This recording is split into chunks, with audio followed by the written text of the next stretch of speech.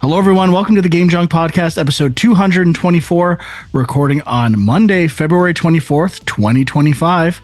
My name is Frank. My name is Sean. And my name is Andrew.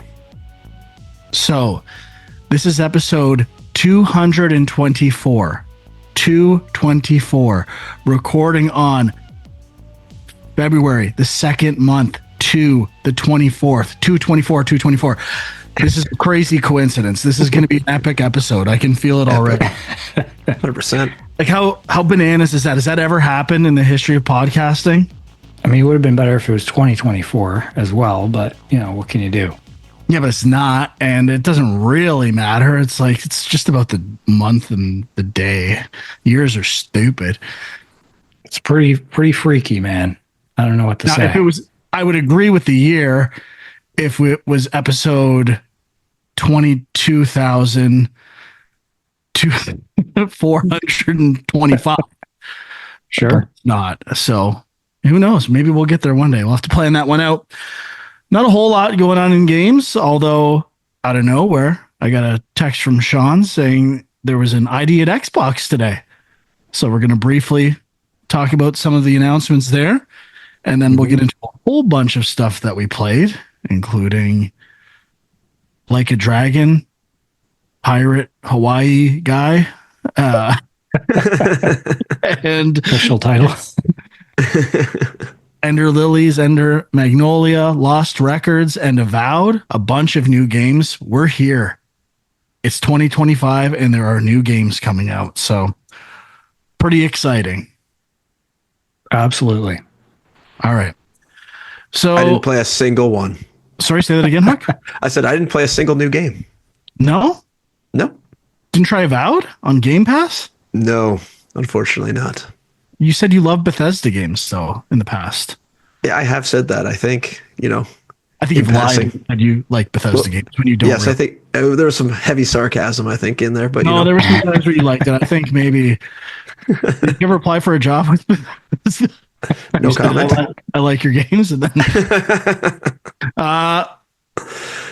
so let's do ID at Xbox. Sean, I'm going to let you kind of take this over. You guys are the Game Pass guys that turd of a service, and you were really hyped. This guy was losing his mind when he heard things are looking up. What can I say? Some literally mind-blowing announcements, according to Sean. I looked at more. I'm like, okay, why do I did not use the word mind-blowing. Definitely did not use that word.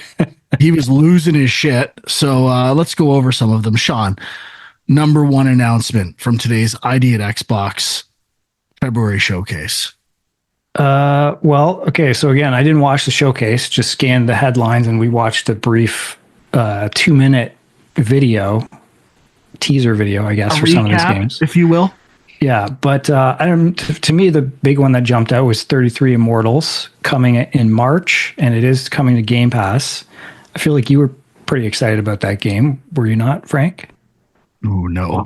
I mean, no? I love Thunder Lotus. But you thought the game didn't look that great. Jotun, and I got to get back into Sundered. We'll get into my Metroid-like kick, but I got to get back to Sundered.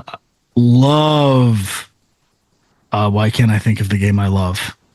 Where you hug animals. Spirit Fair? Is that? Spiritfarer. There we go. Okay. I'm losing my mind. I love Spiritfarer. And I mean, even the recap video didn't look like anything new in this game. It's just like a bunch of bodies moving around a map. Like, I do not understand the gameplay. So I'm not saying it can't be great, or I'm still looking forward to it, but I still have not seen anything in gameplay videos that get me excited. Sean, I'm going to need you to do better. What's the number one announcement from ID at Xbox February 2025? Well, Balatro is on Game Pass. It's exciting if you've never played it yet.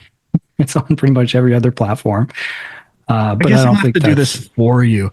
I looked at this list. There's one game that really screamed out to me to be a Sean game. I think it is. It was the next one I was going to mention, which is Revenge of the Savage Planet. No. Oh. Hotel Barcelona. Oh, well, I mean, it looks interesting, bit of a but mind we'll fuck. get to that one. I think Revenge of the Savage Planet's a pretty big get for Game Pass. I was looking forward to this. It probably would have been on my most anticipated list, but I was really confused when they announced it last year. I thought it was like a remaster or like an expanded edition of the original game. I didn't realize it was a full sequel, but I really liked Journey to the Savage Planet, which is a Metroidvania to some degree, with kind of a wacky sci-fi sense of humor. And so, yeah, sequel's coming to Game Pass in May. Yeah, I thought just the Suda 51 connection to Barcelona and the Hotel Barcelona, pardon me, and just the fact that it something previously unannounced felt kind of new and weird. That felt like a Sean thing to me. Just go ahead, Sean. It looked very psychedelic, but I only saw a few seconds in that teaser trailer, so I am curious to watch the full trailer for this. I did watch like the brief, like 1 minute trailer, and from the beginning of the recap video, there was like these huge bars on the screen and a large enemy pulling things apart or something like that. That was all from this game too. So I think out of stuff I hadn't heard of, that game stood out to me from the showcase. Huck, how about you? Anything you saw here that is blowing your mind, and how Xbox Game Pass is going to dominate 2025? Well, the game I'm most excited for, probably that was announced in this, I don't think they said it was coming to Game Pass, but a little Vita nostalgia in Ratatan. Yeah. The Patapon, sort of like spiritual successor. So I'm pretty interested in that one. And overall vibes, like a lot of games about animals in here. Frank, I thought you'd be pretty jacked. Herdling. What else do we got here? Herdling, Rock Beats has like a music and animals. Sorry, Rock Beasts. Sorry, animals and music. I think we've seen a Rock Beast game somewhere before, though. Or there's have we? Maybe there's says world premiere band game. Yeah, maybe there was another band game with animals that look really quite similar. a few of those. Type games. Yeah. Yeah, And then go ahead. there's also this like Tanuki game, which is like a bike messenger game, almost looks like sim with animals. And then you're talking about it beforehand, the ultimate sheep raccoon, which is like a unicycle or like a bicycle uniracer type game, it looks like. Yeah, I mean, I was literally thinking the other day, I saw some video on Instagram that talked about uniracers, and I'm like, I should just rip off uniracers and make a game. Someone did already. They beat me to it. So Yeah. Well, so that one is the sequel to Ultimate Chicken Horse, which I really like that game. It's kind of like a party game where you kind of have to platform from one side of a level to another, but you can put down obstacles as you go, and then you take turns with your opponents, and then you're putting down bombs and stuff like that, and they're putting down traps, and so it's pretty fun. But I'm not quite sure what is new in this, other than I guess you're on a unicycle. Yeah. Well, I think in this Bicycle. game, isn't it bikes in this one? It's Bicycle. not direct rip, like not direct of a rip off, but the gameplay looks similar. I mean, I gotta say though, I mean, we've heard of Blueprints before. We talked about it last week or the week before. Buckshot Roulette looks like a shameless Inscription ripoff. Descenders Next really didn't get much of. Echo Weaver looked pretty good. I would say the other pleasant surprise to me in this very brief amount that we watched. So if I'm judging games, I'm judging it on a few seconds and an image of what I've seen, which is the only way to really judge games. That's the most fair way.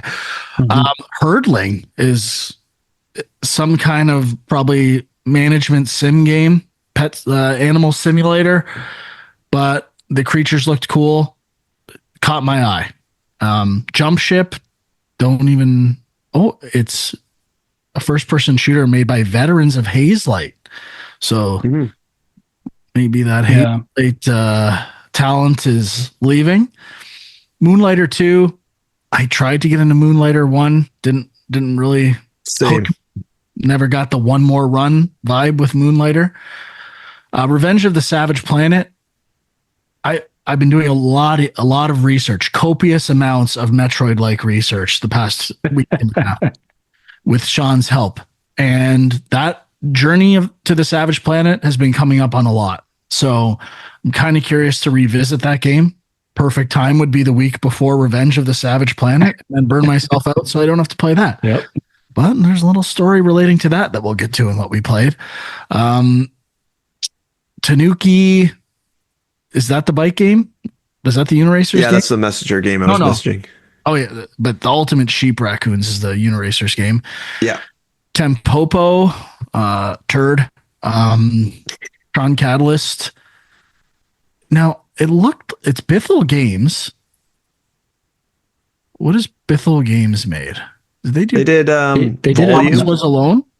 Thomas Was Alone. Volume. They also did another Tron game before this, I think, that was more of like a narrative-based thing. I think it was called Tron Identity. But this one looks more like an action game. They also did like John Wick Hex, I think it was called. And they did that like solitaire game. There's like some sort of solitaire game. Yeah. Yeah, I mean, I actually thought the Tron gameplay looked interesting. It reminded me of Midnight Fight Express, but with kind of a Tron spin, which could be interesting, I think. But yeah, I mean, I wasn't blown away by anything here. I'm really curious to see what the deal with 33 Immortals is. I really have high, I don't want to say high hopes, but like I want it to be good because I feel like Thunder Lotus so far is like one of my favorite indie game developers, and I wouldn't want them to have like a big stank on them from this thing. So we'll see. I kind of want to replay Spiritfarer. All right, anything else we need to discuss? Go ahead, Huck. Yeah, one thing I really like the art style of was Woodo, I believe it would be pronounced, Woodo. It's like almost like hand carved, almost like wooden animals. Maybe Woodo is how it's pronounced. Oh, maybe. Yeah, Woodo. That would make more sense. It would make sense. Oh gosh, yeah, definitely. So yeah, I don't know. Sean got it right. Sean corrected every now and then. I don't do English well. Yeah, so it says it's like a story-driven game, but I don't know. I was more attracted by the art style of it. I thought it looked really nice. So yeah, it looks pretty good. I agree. Could be interesting. I mean, I'll get into it right now. So like just researching Metroid likes, especially ones in the past 2 or 3 years that I've missed. Like the list is enormous. And there's just so many indie games that it's impossible to really sift through them all and make decisions. It's getting a little out of control. And then something like this drops today. And plus Steam Next Fest. Right. I downloaded a few demos and also some Metroid-like demos from Steam, which are coming out in 2025. I watched a video for most anticipated, and their video said Metroidvanias, and they all look really good. And it's, I'm like, should I just stick to one genre for the rest of my life and just own that genre? There's too much stuff. It's impossible to like keep track of everything and play all these games. It sucks. Yeah. Well, I mean, I think that's what's happening is people get into their little niche and then that's all they play and that's all they want to play. And there's enough to keep you busy. So it's tough to. Good problem to have for sure. But I do wonder if it's going to really start to like have reviews influence games even more, like, or like lists or ratings. That's all I check now. When there's so many choices, I always go to like the best of, and occasionally a Reddit thread can shed some insight, especially on games that have been kind of ignored or pushed to the side. So, I mean, it is nice, but you literally have to do research now to sort through the hundreds of games being released every day. And that could be time dedicated to gaming. Yeah, or you just got to listen to Game Junk and let us tell you what to play. Or have Sean make all these lists and do all the dabbling and investigating, telling you which ones to play, then saying, no, those ones aren't good. Tell me the ones you thought would be good or were too hard for you. And then those will be the ones that are actually good. So it's a good system. Yeah, I will give it to Sean. He is very good at like finding these little gems and oddities. He brings it. The guy's plugged in directly to the Matrix. What can I say? He's a good resource to have. The only game I don't think we've mentioned yet is Wax Heads, which is looks Wax like Heads, some kind of vinyl store simulator or story. Also not doing much for me. Oh yeah, right. Arts, I don't really love the art style. Gameplay doesn't look all that great to me. I might kind of hate the art style if I'm being honest. But yeah, it's still a pretty good time for indie games. We'll talk about some. I played an indie game all week this week. I think it's indie, but let's get into what we played. Okay, we done. We're not letter grading this thing. We didn't watch it. I'm not letter grading a recap. Yeah. I mean, it'd be a D, but that's okay.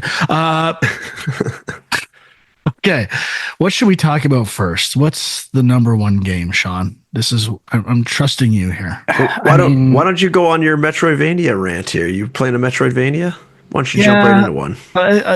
It's not like cutting edge. It's not the games that just released. I'm gonna leave it to Sean. Okay. To decide. Well, I feel like Avowed is maybe the biggest, although I guess Like a Dragon's pretty big. I only played the demo of that, so I don't have maybe as much to say about that one. Well, let's start with Avowed.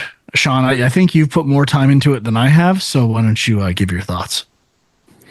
Sure. Yeah. I mean, like, it's weird because this game, like we kept seeing it pop up at Xbox showcases and stuff, and I was like, I don't know, it looks Skyrim-ish. It looks okay. Like, I don't know. There was nothing that unique about it, but I was like, take a step back. This is Obsidian, right? Right. Kind of, I would say their modus operandi is make classic Bethesda games with current tech and have a brief, or not brief, like a slight spin on it. So Outer Worlds is like a kind of Fallout, but space rather than post-apocalyptic.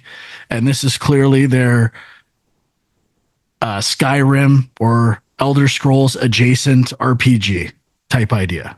Yeah, no, it is set in a universe of games that they've done previously, the Pillars of Eternity games, which I've never played any of those. But they're also like a different style as well. So this is first person action RPG, and it, like I said, like it looked cool, but like I was like, okay, what's unique about this? And after playing it for a few hours, I'm actually enjoying it quite a bit. I think the thing that I am enjoying the most is like a lot of these kind of first person-y RPGs, like I guess specifically Skyrim, like the combat's not the best, right? Like it's always kind of feels like an afterthought. It's just, you're kind of just, hacking and slashing, and there's not a lot of finesse there.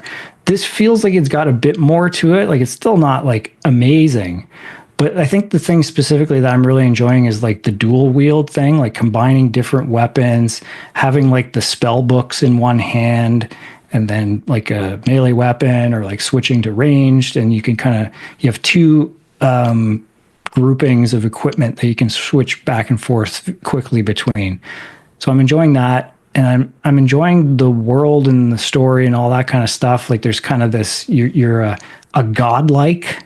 So like when you're creating your character to start with, you kind of have to choose like a really weird kind of messed up look for your character, like a kind of like a mutated, I don't know, like mine has like weird like branches like growing out of his head. A barnacle or like bio mutations going on. I mean, I think this is Sean's thing. Like the first thing he asked me, he's like, "Oh, dude, what'd you put on your character?" And he was like, Yeah, like you gotta. in his mind, he was. But it's like you don't have a choice. You Uh, have to look kind of messed up because that's the thing. You're going through this world and characters are reacting to how messed up you look. So I kind of like that. Oh, you kind of liked it a lot. It's a big deal here. So I didn't really care. I was neither here nor there. I picked a default character because I just wanted to get to the gameplay to decide whether I want to play this if it eventually comes to PlayStation at some point, which probably will. But keep going, Sean. Sorry. Anything else you want to add?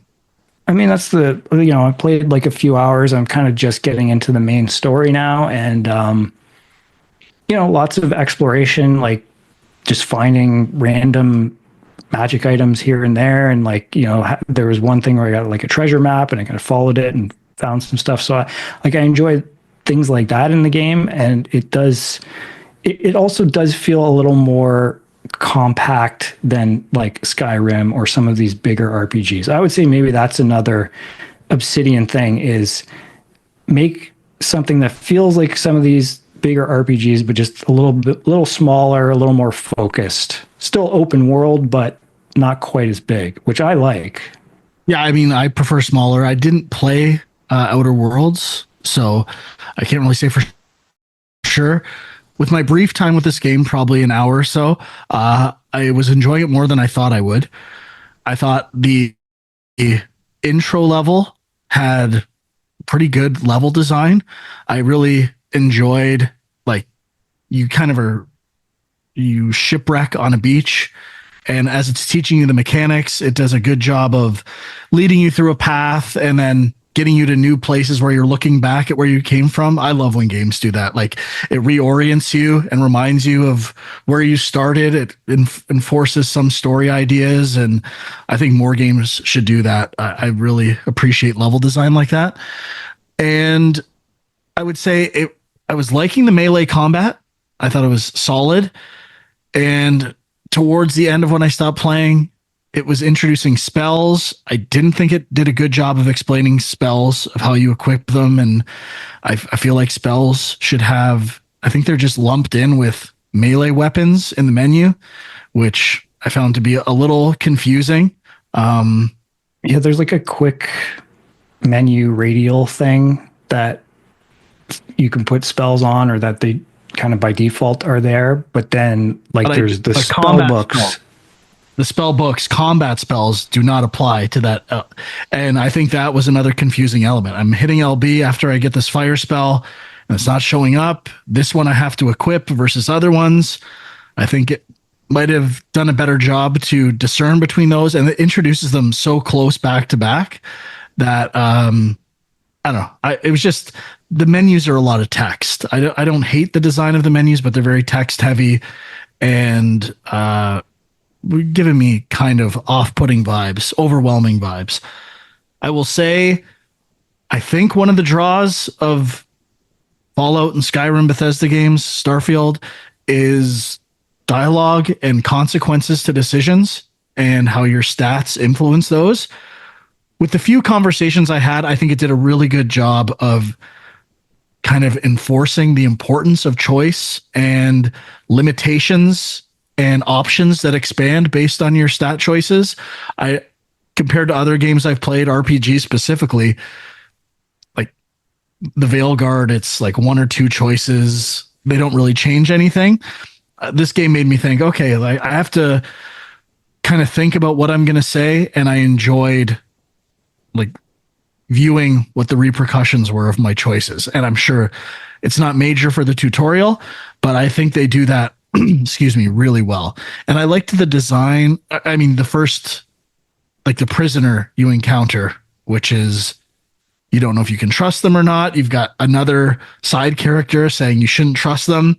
And it feels like an important decision really early on. So I thought as a tutorial area, really well done. I would be, and I'm kind of in the mood for a game like this.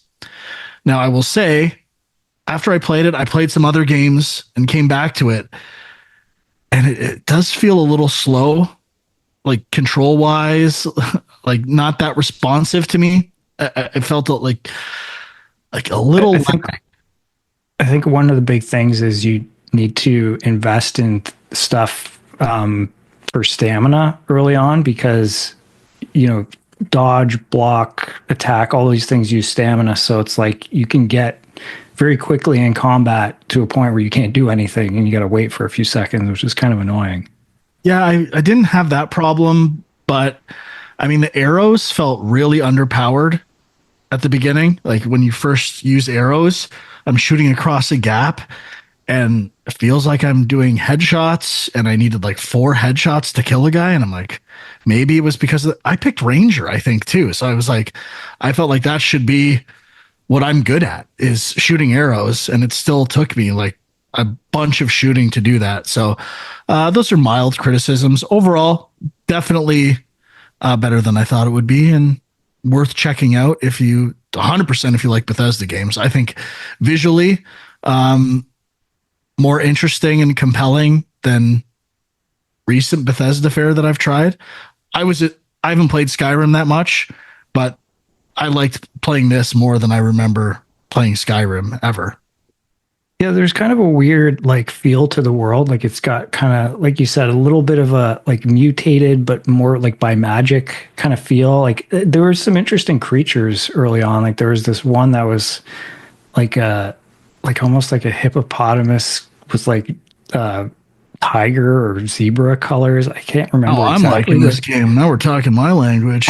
Yeah, I was curious if you saw any of those, but that and like the plants and stuff like that, like it just, I don't know, it's kind of colorful and that also sets it apart a little bit from the standard fantasy RPG.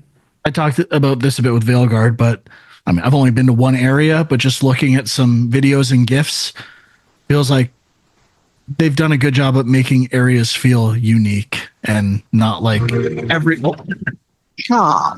Sorry, a little trailer for Avowed there.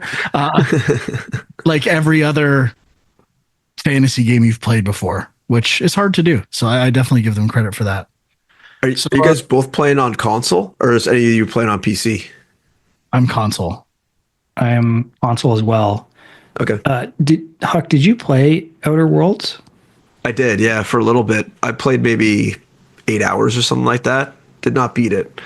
I liked it. It was fine. I found like with that game, I got just like overwhelmed, kind of like in Skyrim and stuff, with just like the amount of crap you can pick up and like managing your inventory becomes such a chore. So I kind of got turned off it at that point, but I did like the humor in it and the story of what I had experienced. But yeah, just never went back to it.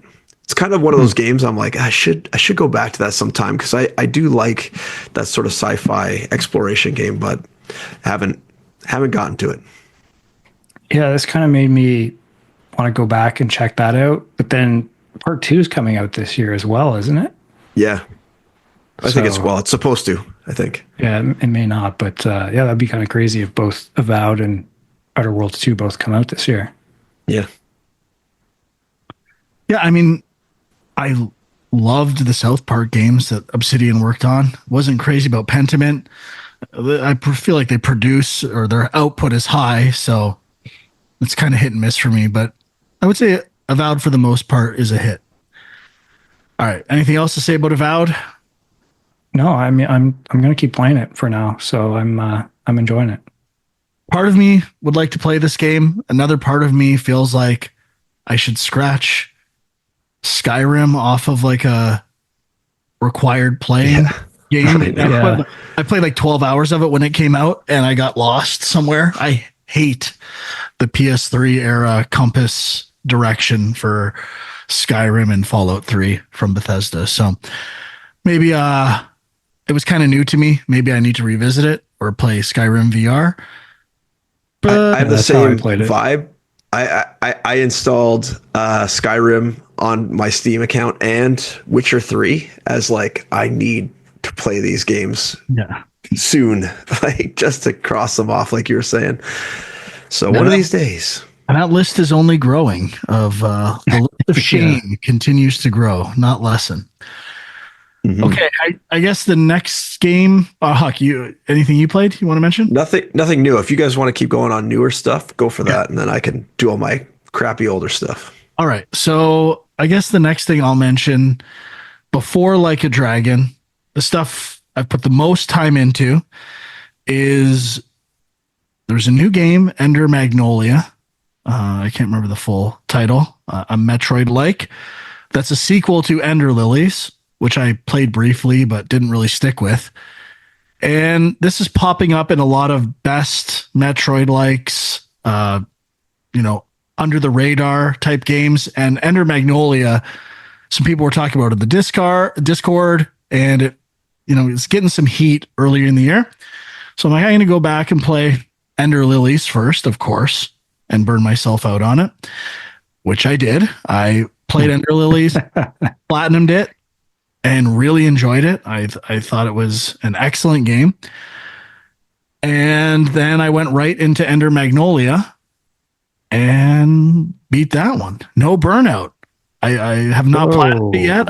I got NA today. So that was like 2 games in a week that I absolutely crushed. And they're both great. I love both. I think I like the first one more, which is not the general consensus, would be my guess. The quality of life improvements, specifically the map, 100% better. But this game has any room on the map, both games. It shows you it's like gray if you haven't finished the room, and when you finished it, it turns blue. And picking up a collectible and having this like tension of will the room turn blue after I do this is so satisfying. And like the tension of, oh, I didn't. I thought, especially when you go in, okay, this is the last thing. Room's turning blue when I get this thing. Forget about it. And then it doesn't turn blue. And you're like, what the fuck? What else could it be after you've looked for this thing? And it's so satisfying. And I wish more Metroid likes had systems like this. Some do, some don't. I understand how it could be interpreted as like a lack of discovery or exploration, like telling you when you're done exploring. But to me, it's the exact opposite. It encourages me to stay in a room and try to find everything I can, especially when you like find a door or something hidden. And in the Ender Magnolia, it tells you, okay, there's an X if you can't do it yet. So you don't waste your time too much, which I love. More games need to do that. I think it really started with Jedi Fallen Order was really good at that. And it's not the hardest game. It's definitely has, if any game is a Metroidvania, I'd say it's these two. They are way more RPG influenced, which I believe is most of the influence of the Vania, how it added stat numbers and equipment and all these things to the genre. So, I mean, really half of the games people call Metroidvanias aren't. There's no like equipment and RPG elements to it at all. This one does have a pretty heavy RPG element and expands upon the RPG elements of the first, and in a good way, I'd say. This is like a personal thing. I just kind of keep using the same abilities over and over again, especially having played the first and going to the second. There's so many possibilities of combining powers, how you play the game. And I kind of limit myself just because I'm used to something, which is more on me than the game. The game gives you lots of choices as to how to play, a hallmark of great RPGs. So I think it really satisfies the Vania portion of Metroidvania. And I will allow this game to be called a Metroidvania. Others I won't, but this one I will allow. It feels just as heavily influenced by Symphony of the Night as like an original Metroid game. So solid combat, love the combat. There's too much story in the second one for me, and it introduces these new maps that have teleports within a room, and keeping track of those can be pretty confusing. I really was not a fan of that level design, and the sequel introduces a like status effect system and like area attacks of enemies, like a mist you can get stuck in, that I particularly found not that great. I don't think they're communicated that well to the player. One of the, I guess, wouldn't say hallmark, but traits of this series is there's no real cooldown on damage.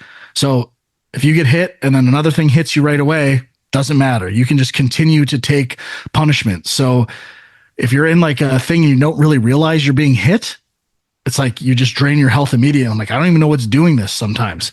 So I don't, that's my one major, majors is perhaps a little too strong. Just my one criticism for the game. Some of the new damage types and status effects do not read that well to the player. Not a deal breaker by any means, but they're really good. I think Sean would enjoy both of these games tremendously. Well, I did pick up Ender Magnolia, and I guess I already have Ender Lilies on PlayStation. So we'll see. We'll see where it fits in, but I do want to play them. The first map I kind of liked its simplicity. It doesn't give you the details of a room. It just gives you the shape and where the exits are. And I kind of feel like in some ways it's better than the map in the second one, which gives you way more information, which is kind of interesting. Typically I default to, more information is better, so I can make better decisions. But there was a nice explorative element to the map in the first game, while not like I was never confused. I was never like, I'm lost. I have no idea where to go. I think that is the strength of these games. Like I know where I can go. I can see hints of like parts of the map that I should go to next. And I would say an improvement in the sequel is, especially when you get to the second level, you can go tons of directions. Like I was bouncing back and forth. I was going to areas I will return to later and was still successful. So very good job of encouraging exploration. So definitely solid Metroid likes. I could take or leave the story.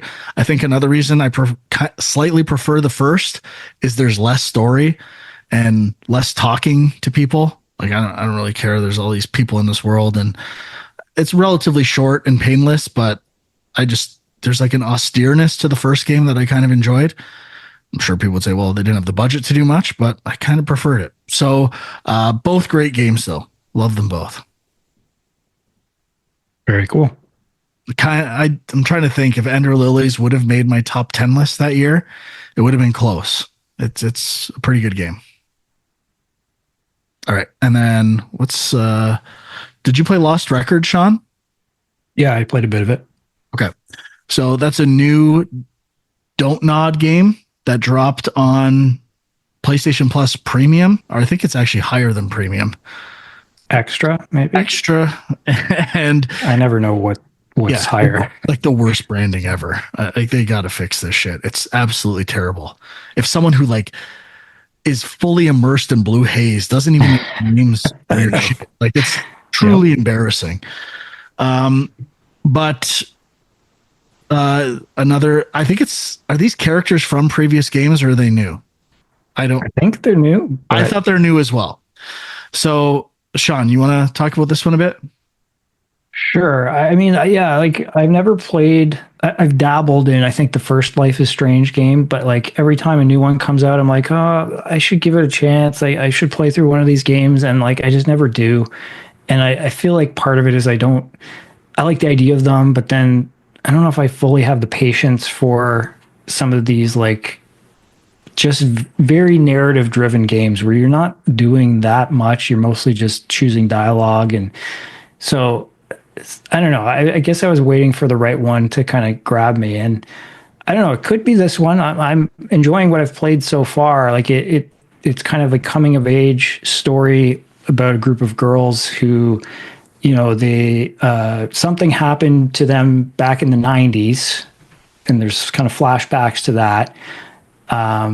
But they're meeting up again in present day, and I don't know what's happened. I've kind of just got past them meeting each other essentially in the past, and there's like the main character is sort of this aspiring filmmaker, I guess. So she's carrying around a camcorder and like kind of records stuff that are happening around her, which is like I don't know if I totally get what the point of the mechanic is, other than just like forcing you to kind of look around the environment and find things.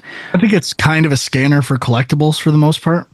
Yeah, I guess that makes sense. Like I like the aesthetic of it, and I like the idea of this character, and it's one of those things. We talked about this on Film Junk at some point recently. I think with the last Kevin Smith movie, where it's like it references real movies, but then it's also got sort of fictional movies in the world, and I'm like, why are you mixing the two? Like, just pick one or the other. But I like this idea. I like the crew of girls. I'm kind of intrigued by them, and I don't know. I'm liking the story. Now I don't know if it has like a supernatural angle to it. I'm not really clear on that. It was reminding me a little bit of Yellow Jackets. I don't know if it's just because I'm watching Yellow Jackets right now, but there's certain things that just felt. The flashback kind of nature of the show is definitely similar. 90s versus current day. Yeah, exactly. And just like, they have the tracking of like a VHS tape, like, on when you first load up the game. And I don't know, but I like all that stuff. I'm kind of enjoying it. I don't know. It's like, is there more to the game? Are there more mechanics that I haven't seen yet? I don't know, but I'm interested in the story enough that I'm probably going to keep playing it.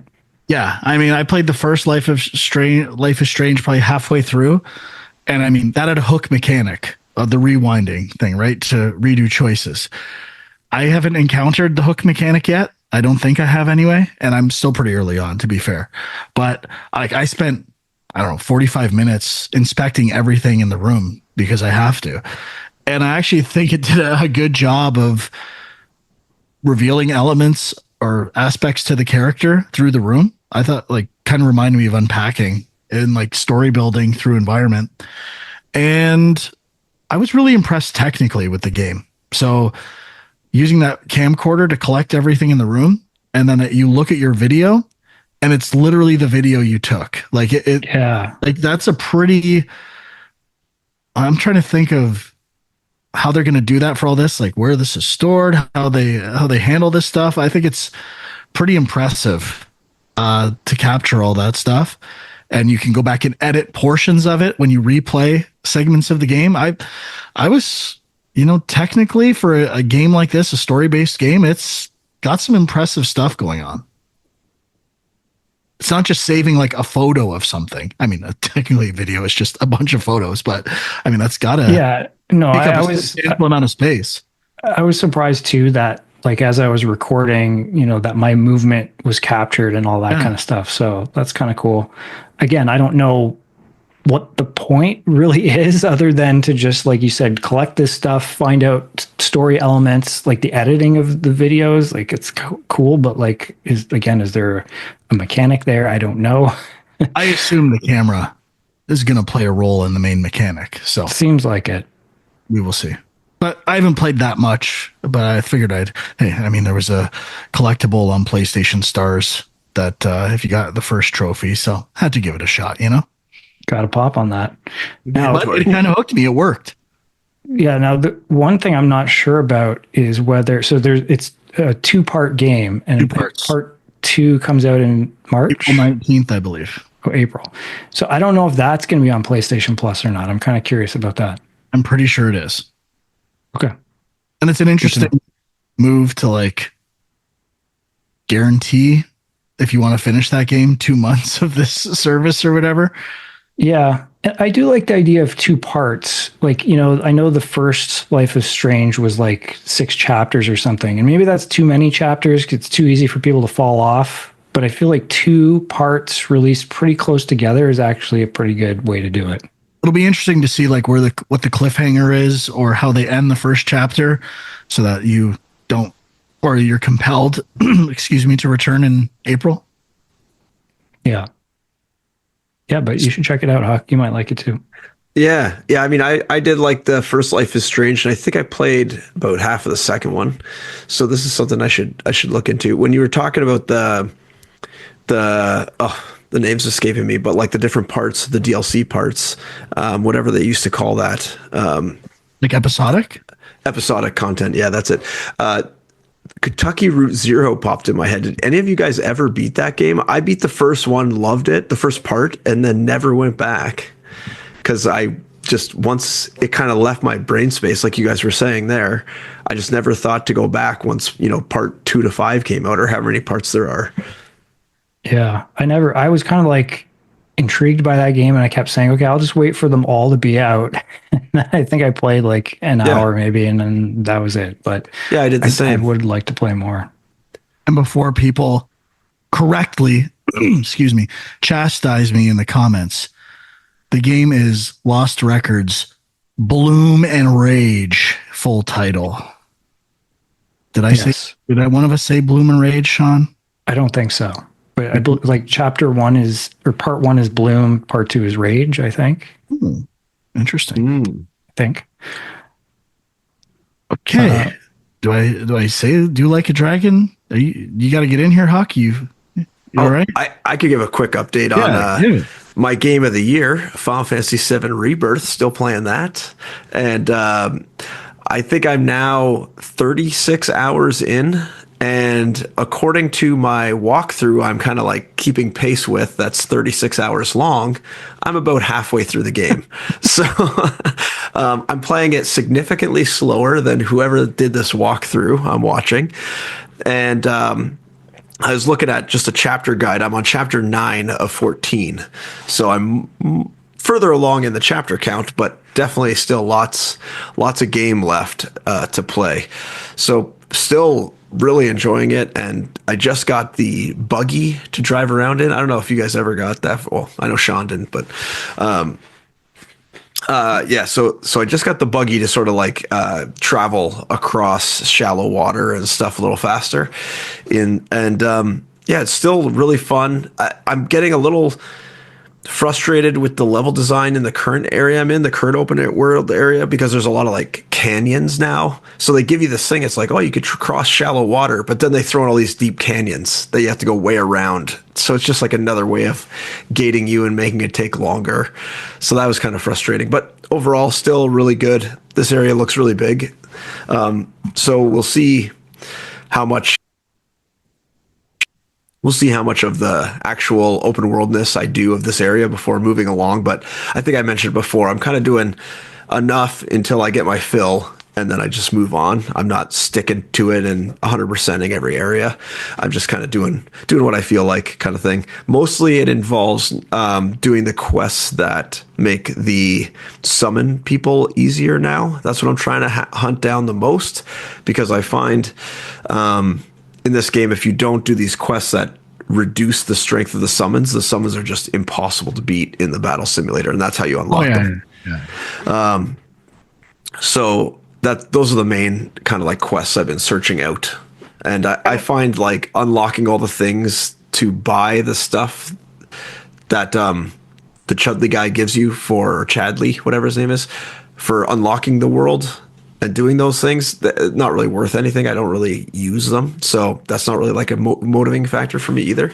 But still, just an incredible looking game. Finished the Gold Saucer area. Doing all those mini games was a lot of fun.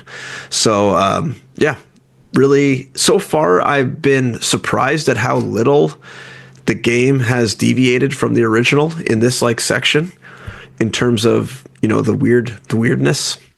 So there's really only been a couple story beats that I can remember so far that have kind of sidestepped the original story. So it's still great. I'm still like, I'm devoted to beat this game for sure.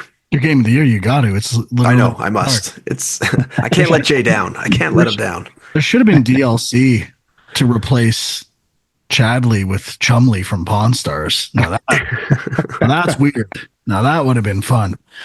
And you did remind me another reason why I excluded it off my list. Exploration was a little slow, especially when you get like the chocobos that climb walls, and it's so slow to walk up those walls. I'm like, yeah, it's cumbersome to do that. Even getting in and out of the buggy is like a 10 to 15 second affair. You would lose your mind. I would. Okay, so let's get to Like a Dragon. pirate Yakuza in Hawaii. I finally bought a Yakuza game day one, and Ender Magnolia took most of my time, but I've put an hour or two into this, and I'm liking it. I wouldn't say I'm loving it. The combat is back to like kind of traditional beat 'em up combat styles, which I think I liked the turn-based stuff more in the previous one I tried briefly. That's probably like a dragon. Yeah, I mean, well, this one's like a dragon too. Sorry, I mean the original Like a Dragon. I think Infinite Wealth is the one that had like the most interesting turn-based combat. But I'm still. It feels like kind of an older open world game, which I like. It's storytelling's fine. I mean, it's fine. I don't have a lot to say at this point. We'll see if it hooks me. I'm trying to finish it by Friday and auto pop that plat playing on PS4 on my PS5 Pro, even though there is a PS5 Pro enhanced version. So I'll do that double pop on Thursday night and get ready for Monster Hunter Wilds at midnight. I'm a little surprised, Frank. This is a little out of character for you. You didn't run through Yakuza 0 to 9 or 14 before jumping on this game. What's up? You okay? You feeling all right? That's why I picked this one. It felt like the most disconnected from previous entries, that it's actually a potential entry point. And that's why I said, okay, this is the one. I'm finally going to give this game a fair shake. And I saw it's not that long. It's like 30 to 40 hours to do everything. And I was like, okay, this is a perfect chance or opportunity to give this game a chance finally. And I am going to stick with it. Just got consumed with the Ender saga earlier in the week. Yeah, I tried the demo. And I mean, I'm kind of like in the same boat where I'm like, I've tried a couple of the games and I've kind of been like, okay, I'm curious to jump in, but where do I jump in? And this seemed like a good one. I've heard other people also saying, like a bunch of people that, you know, this was their first one and they really liked it. So yeah, I'm interested, and I think I prefer the real-time combat personally, but I don't know. I'm just like, I find like what's the heat gauge and like hitting triangle feels really arbitrary for me. I don't think the combat is great. Like it feels really old. I was going to say, I just like, again, just doing the demo and some of the tutorial stuff, I was a little overwhelmed by all the options and combos and like whatever you said that thing was, the heat gauge. I'm like, I don't really know. It's context specific. It tells you to like run at someone and hit triangle. And then sometimes the triangle doesn't show up. And then other times in the middle of combat, it shows up. And sometimes it's like for a split second. And it just feels really unpolished combat wise, considering this is like the 8th entry in the series. I know they changed the combat style, but definitely had me wondering, like, how have they not refined some of these systems over the course of 8 games? Like, it's kind of embarrassing. Yeah. Comparing it to God of War combat and stuff like that, like, they developed that combat over 2 games. They've had 8 games to kind of improve their combat systems. Yeah, I mean, I kind of had the same thought, but I think it's just, I don't know, that's people like these games how they are, and that's probably what it is. And why mess with it? But I mean, I guess the one interesting thing, I don't know how this compares to other games, but like you can switch between like swashbuckler mode, where you can actually have like, you know, a pistol and a sword that you're using in combat, as opposed to just like straight beat 'em up style. So that gives some variety. But I didn't really get a chance to see much else. Like I did a boat battle, which was kind of cool. So the demo must like just hard cut to 2 different scenarios, because I'm like doing much and it's taking forever to get to some of this stuff. Yeah, like you kind of start off on the beach, you do a few fights, you can kind of walk around, talk to people, do a few things, and then you get on the boat, but then it like cuts past that to some new place you go to. I forget what it's called. And then there's like some kind of stadium where you can do like battles against people, and that's where I did the boat battle. But Yeah, I don't know. Like I was liking it. Again, I probably will check it out at some point this year, but I've got a few things keeping me busy right now, so not, in a huge hurry. Yeah, definitely too early for me to judge, but the first couple hours is slow going and feels a little dated. So I'm curious to try the ship battle stuff and swashbuckler mode or whatever Sean said. Okay. Anyway, Huck, what do you got? So I've crossed off a game. I'm going through cross off mode. And I crossed off a game called The Centennial Case, a Shijima story. It's like a Japanese full motion video detective adventure game. And I know I bought it because it's a detective game. I thought it looked interesting. It had this sort of like come up with hypothesis thing in the trailer. So I played the first mystery. I think there's 3 kind of like mysteries, and overall, like the gameplay is pretty much non-existent. I mean, you basically watch a movie that is extremely slow, and the actors are not very good, and then the voice acting, the dubbing is also not very good. So it's kind of like a triple whammy of boringness that kind of hits you, and you can't speed up or skip the videos. So my normal, YouTube 2x speed trick doesn't work in this game.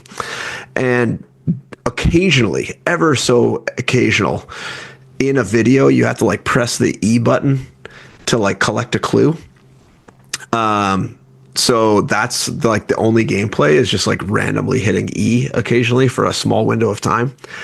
And then once you kind of finish the main storyline, it goes into this, I think they call it like the reasoning phase or something. And essentially it asks you like, so as you collect those clues, they show up in your kind of like memory bank or whatever they call it, like mind palace type thing, like of Sherlock Holmes type idea. And, they have like kind of these like yellow hexagons, and then they have this almost like rock band style fretboard going down, and you basically have a bunch of questions of like, oh, who is the killer, or where did the murder take place, something like a question like that. And then they have these hexagons beside it of like clues you could slot in there, and then those create hypothesis of what could happen. So like an example is like, where was the murderer done? And then one clue is like, it was done in the hallway. And another clue is it was done in the storeroom or something like that. And then that branches off into 2 hypotheses of where the murder took place. So then you have to do a bunch of these questions. And then at the end, once you've kind of like constructed all these hypotheses, you say, okay, I'm done. I'm ready to solve it. And then you kind of go into this end sequence where you have to just pick from a selection of these hypotheses of what you think the actual real thing was. So that's really the only gameplay. And even when you're slotting in the clues, only like the clue that actually goes there can go in that slot. So if I just drag a random thing over there, a random clue, it won't accept it. It only accepts the correct clue. So there's no real like gameplay there at all. I'm not doing anything. I could literally blindly just drag all the clues in without reading anything and eventually succeed at this like section of gameplay. So that wasn't that interesting from a gameplay perspective. And so then the only part that actually took any challenge was the actual like solving it and trying to guess the proper solution. And by that point, I was like, I don't even care anymore. I'll just look up the solution and just slot it. I'll just answer all the questions. So I only played that one mystery, and I'm not going to go back to it. It just didn't have enough gameplay. I don't think it adds anything later on. And it definitely took way too long to get to where I was. It was like, an hour or over 45 minutes or something just to do that first mystery. And, the rest I think are even longer. So there's no way I'm going back to play this game. If there was some sort of speed up video thing or like skip and just auto collect the clues, maybe just to do it. But then why even play this game? It's more just to like get the Steve achievements at that point. So Yeah, I just kind of uninstalled it and said that's good enough for me. So I You're would not officially retiring it? officially retiring it. I've dabbled plenty at this point, and I can officially say I have played it to, and I know the mechanics. I don't want to play anymore, and I'm fine with that. I don't have to platinum every game or beat every game. This is a good spot to leave this game for me. So that's where Are that one is. are the videos actually like full motion video with like live actors? Yeah, for the most part, like the main story ones are, and then when you get into like the clue, when you like drop in a clue, sometimes it'll give like a little recap, and sometimes those are like animated a little bit, pretty crudely, like some sort of 3D model that's pretty crude will like do something or have some sort of like motion. I would call it. It's not even like animation. It's more like motion through a 3D space. So it's mostly FMV with like the occasional game scene, almost like cinematic. Yeah, that's Yeah. it. There's Title not of much that to it. game? The Centennial case. Nice. My high school. Yeah, that's There kind of you the go. problem with some of these detective games. There isn't enough actual gameplay there or like enough feeling like you're solving stuff, I guess. But Oh, and this was Yeah. a Square Enix game too. Yeah, and it released on like the Nintendo Switch and stuff, and it was like quite expensive. I think it was like $40 full price. And I think it came as yeah, part of a bundle with like another game or something, if I remember correctly. I don't know. It was, or there was another game released around the same time, or maybe I'm confusing this with some other game. Oh no, that's a different game I'm thinking of actually. I think of the That part was like, 1 and 2 Famicom. yes, that's the game I'm thinking of. Yeah. yeah, this had some good reviews out there though, so Yeah. it's too bad. I mean, just talking of detective games, you reminded me of a demo I downloaded and I haven't played yet, but I want to try it out. There's a VR game called Detective VR that may actually be coming out this week, but it seemed kind of interesting because it seemed like LA Noir, but with augmented reality. So it's like you're sitting in your living room and people are coming in and you're like interrogating them and stuff. I mean, I don't know. I'll have to Weird. try it out. I'm kind of curious. Just to be clear, official title for this game. Wait, there's already a Detective VR game that came out. There is. Yeah, Detective VR NFT Secret Files. Is that the one you're talking about? Doesn't sound like the one I'm talking about. Okay. It's a Quest exclusive, I think. Oh, okay. Maybe that's why. Maybe it's a sequel to this thing. But it looks like there was one called Detective VR NFT Secret Files released on Steam in August 2021. Yeah, no, it's not that one. But hey, I've got another detective game for you. Fuck. Yes. Bring it on. This one doesn't have as much solving of mysteries, unfortunately. It's called Detective 2112, but detective is spelled DETECHTIVE. So like tech. There's some tech in your detective. Cool. And Now, are you hacking things? Like, are you removing the tech? Is What? that like D-Tech? Are you removing technology? Is that I don't think that's the implication. I think it's just, it's kind of supposed to be like a kind of cyberpunk noir kind of thing. So it's in the future. And I feel like I had downloaded a demo for this at Steam Next Fest and maybe never played it. I don't know. But recently released, and I was fortunate enough to be able to get a code for this to try it out. Now, I have good news and bad news. So the good news is looks very nice. And if you check out the trailer, you might be reminded of something like The Ascent, which I was kind of a fan of. I actually don't know why I didn't go back and play more of that game, but I did enjoy it. So it's kind of like this atmospheric future city, and it's kind of a top-down shooter. But what I was hoping for, what I was thinking this was it was going to have that, plus it was going to have a bit more of like the actual puzzle solving and a bit more of like a narrative and a story there. And that part isn't really there. And actually, The actual action I was kind of disappointed in too, because it's a game where like all the enemies just kind of charge at you. Like there's almost no AI at all, which is either very boring in some cases or like overwhelmingly difficult and just super frustrating. So there are some sections where you can do stealth stuff, which I think maybe there's some choices there that would make things easier. But I don't know. It felt not fully formed in that regard. Says And there's then, co-op.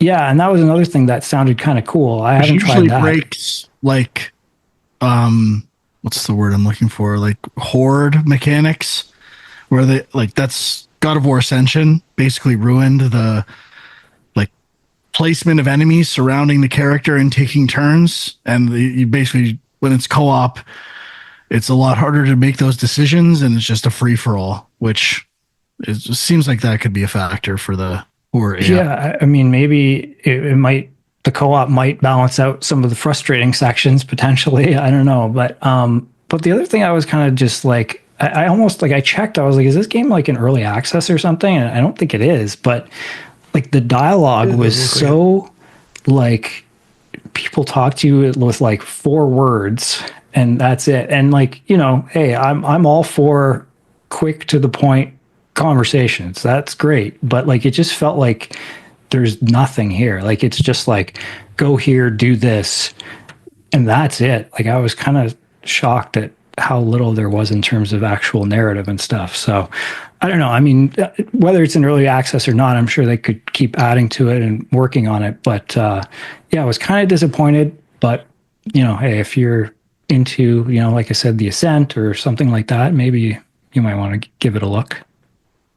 Yeah, apologies for the small sound outburst. Like Steam stuff never used to autoplay the sound levels. Oh, yeah, I hate that. And now I never used to have that issue. Now it's happening all the time. Maybe it's in browser versus in the app. Anyway, my apologies. I'll just mention I tried a game called X Out Resurfaced, which released last week, which is a horizontal side-scrolling shooter from the Amiga. I've never played Amiga, don't know much about it.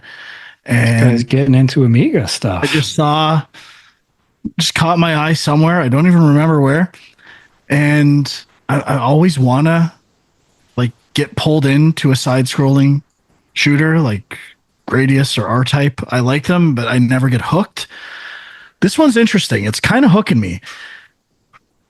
I fired it up once. You have like these presets for ships, and you pick a preset to start, and then it takes you to this menu for customizing the ship.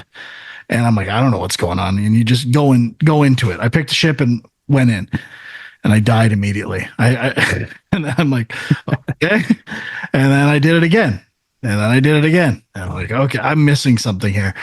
And then it has a hint, like a cheat menu that unlocks so you can avoid collision damage and all this stuff to introduce you to some of the game mechanics.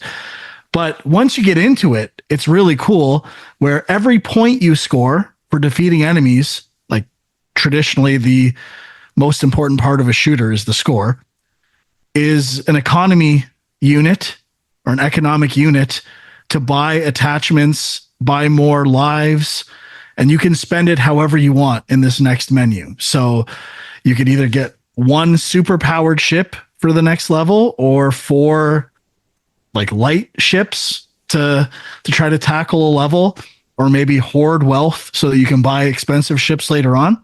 And it's a great risk reward idea for a shooter of, it actually has me going out of my way to kill enemies because I'm like, I want that money for my next run. And it's a really cool idea. It's still pretty unforgiving, but ultimately those choices are yours to make, and there's cheats for like start with a ton of money if you just want to learn how to play the levels and build up to like the actual original pure version of the game. But I mean, graphically, it's not blowing me away by any means, but it's a cool concept for a shooter. I think it might have been recreated in other games. Like I can't remember if Einhander had an idea like that or something like that. There's definitely been side-scrolling shooters that allow you to customize, but I thought the hook for this was the points you earn in a level is how much money you get to spend in between the levels, which works out really well. It's easy to understand and pretty effective. So I haven't played that much, but I thought it was a cool idea. And if you're into side-scrolling shooters, might be worth a look. Pretty cool. There was a point when I got my arcade cabinet set up and I was like looking at all these lists of like best either side-scrolling or vertical shooters. And it was like just a whole world of like, I have never heard of any of these games. Like, it's crazy. There's one, I think it was G Darius that I tried when it had a remastered version before. And I think the hook for that in arcades was like, it's a super wide screen. Like in the arcade, it was like basically scope format. Maybe it wasn't that one, but one of the Dariuses, had a G Darius HD on Steam. Like you play it in widescreen, and it's a genre I've always wanted to get into more, and it's just too hard. I suck too bad. It's kind of like hard. Like I suck at fighting games, and I suck at 2D shooters. Yeah, I feel the same about like 2D shooters like Contra as well. I struggle with having only like 3 lives or 5 lives. I get like, to the second level and then I die. I'm like, wow, that sucked. Yeah, I mean, again, I'm sorry. These like investments of time just to get to the 3rd level, when there's so many other games to play, that's the tough part. So, and that's where Returnal really like, because you replay a lot of stuff in Returnal, but the mechanics are so responsive and like feel all the different weapons feel so good and the atmosphere is so good. It's compelling enough to keep you coming back. In these shooters, there's nothing that like the gameplay is the same for everything. It's just hold a button or tap a button and avoid stuff. So it's hard to like separate, like this is the shooter I need to spend all day getting good at. And also is about memorizing everything because of pure difficulty, whereas like Returnal and like Rogue Legacy and stuff, they're more about learning attack patterns and seeing different environments because it's all procedural. So it's like everything's new, the environment's new, and you have to really pay attention to the enemies. Whereas in those old games, it was just like, we're going to throw a ton of shit at you and you just have to like know where to jump at the exact right time or you're dead. Yeah. And I think probably the best example of a side-scrolling shooter or vertical that gives you a reason to play to get good at it is, I mean, the classic Ikaruga, because it's got the polarity mechanic where there's kind of multiple ways to be successful, and while you're playing, you're getting better at that mechanic, which is kind of fun on its own to experiment with. So again, kind of a blind spot, but X-Out was pretty good. That's it for me. A lot of games this week. Very cool. Last thing I tried was I tried the Dunecrawl demo, which is a new game coming out shortly from Alien Trap. So I did some work for these guys on Gunhead and a little bit of work on Witchwood before that. So these guys, this Dunecrawl game, it is a isometric action game where you have like melee combat or ranged combat, and I don't know, you play as this almost like I would say like a Jawa almost kind of character, and so your city or your place is attacked by some other group, and they have these, I guess they're called dune crawlers, and they're kind of like big spiders that move through the desert landscape, and so you kind of have to fight off guys in your city and then get to these like cannons and shoot the cannons at these dune crawler things, disable them, and then kind of take it over yourself, and then you get to drive it around the dungeon or the desert and shoot at other kind of like enemy bases. So it was a pretty fun little demo.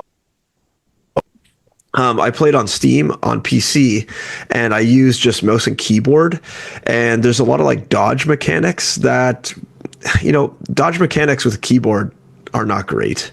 So also the controls it feels like a twin stick shooter, but with the mouse, It's like where you point is where you shoot. So when you're trying, so their shooting is like based on your shooting and your facing direction is based on where your mouse is, but then your dodge is all relative to the direction you're pressing and when you hit dodge. So it's not super intuitive on mouse and keyboard. I find it takes a little more getting used to, but this sort of mechanic I think would work much better if I used a controller. So that was my only complaint. Is I think it's just this type of game doesn't work great with mouse and keyboard. But other than that, I thought it was a pretty fun little demo, and so I think people should check it out. It's called Dunecrawl, all one word. Nice. I will add it to my 30 other demos I've got downloaded already. There you go. Sean, anything else for you? No, I think that's it. Okay. Well, pretty long show. That's going to wrap us up for pretty much what we playing a lot of games. 'Tis the season. Next week, not really sure. Probably I'll have some thoughts on Monster Hunter Wilds. I'll be picking it up. See if this one finally sticks with the guidance of Dex Gordine, and kind of curious. I was just looking at some the reviews are out today. The embargo lifted, and IGN gave it an 8. Metacritic's at like 88 and 90s. So wow, the first review I read, snippet, that gave it perfect, was like as the most friction-free this game has ever been, which is what I like to hear. Keyword. Yeah. So that has me even more intrigued. So you can watch us on youtube.com/GameJunk. Give it a like, subscribe, leave a comment, and next week we'll see you again. Thanks for listening or watching. Bye-bye.